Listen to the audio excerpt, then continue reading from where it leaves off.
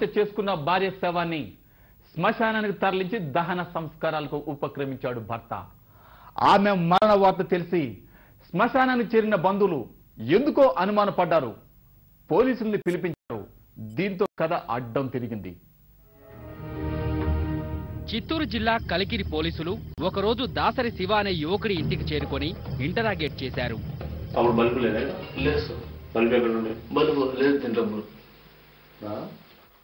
Bulb ఉంది sir, bulb ఉండే అడ్డం లేదు సార్. బల్బు ఉంది లేదు చెప్పాలా? ఇప్పుడు ఇప్పుడు చెప్పు కరెక్ట్ గా. బల్బు ఉందా? ఉంది సార్. ఎట్లా వేసినా మరి బల్బు ఉంటే పగిలిపోయినా అది సార్ బల్బు ఇక్కడ చూస్తున్నా సార్. విషయం ఏమిటని పోలీసుల్ని అడిగితే అగ్ని సాక్షిగా పెళ్లాడిన భార్య లలితని కలికిరివాసి శివ హతమార్చాడని చెప్పారు. భార్య ఉరివేసుకుందని అందరినీ నమ్మించిన శివ భార్య శవాన్ని శ్మశానానికి తరలించగా చివరి నిమిషంలో బంధువులకి అనుమానం రావడంతో కథ అడ్డం తిరిగిందని పోలీసులు తెలిపారు. అదుపులోకి తీసుకున్న శివని ఇంటరాగేట్ చేస్తే మొత్తం వ్యవహారం బయటపడిందని పోలీసులు వివరించారు.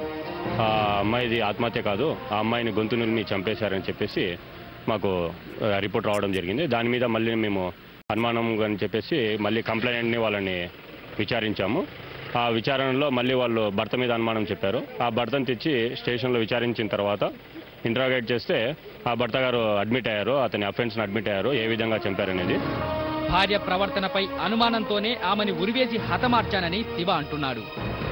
పుట్టిన తర్వాత ఒక సంవత్సరంగా మాకిద్దరికి ఆమె క్యారెక్టర్ డౌట్ వచ్చింది. ఒకరు వేషం కొన్నాం.